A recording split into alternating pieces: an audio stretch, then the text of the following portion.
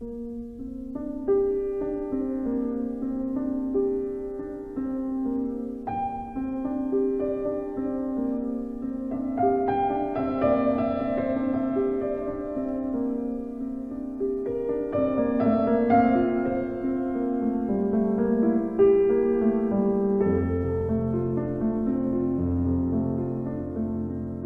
would say I started actively seeking last year, actually looking for things, questions popping into my head, and you begin to know that you actually don't know anything.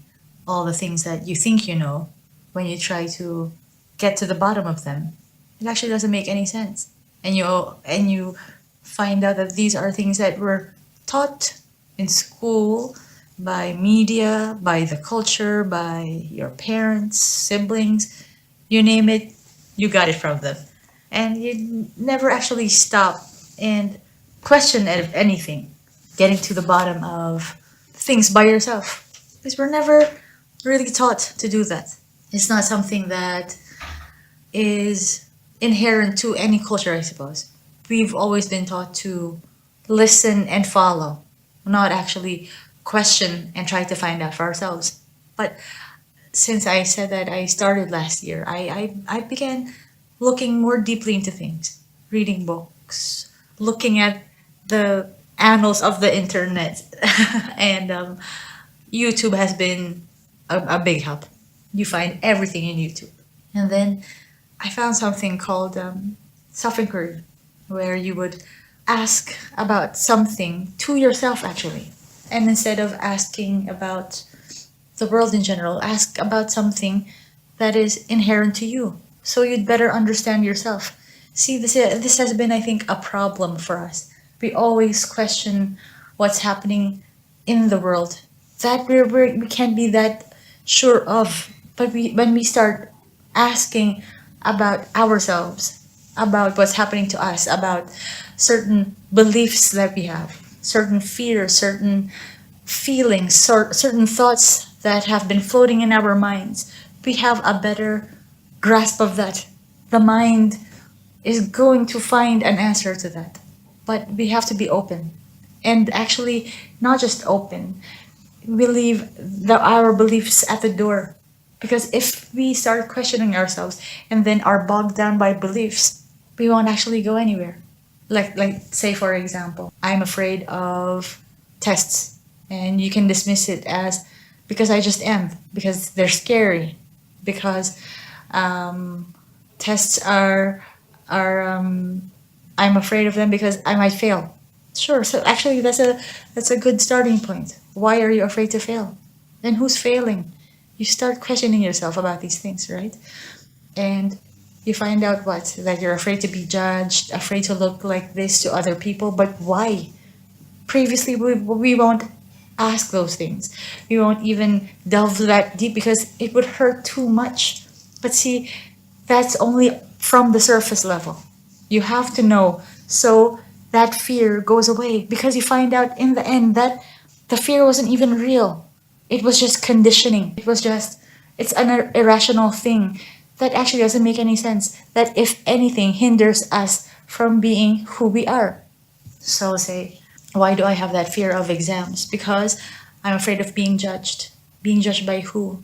By my peers, by my teachers. And then what will happen? If I'm being judged, I think this goes back to earliest days of man being judged and being cast out by society. So that means what? A lower chance of survival. See, we get answers from, we understand the conditioning, where it comes from. So we find out that being cast out of society, what happens? Your chances of survival diminishes by more than 50%. And that would mean certain death during like olden times. And the mind remembers that. The body remembers that. Not perhaps not the body, but the mind remembers that.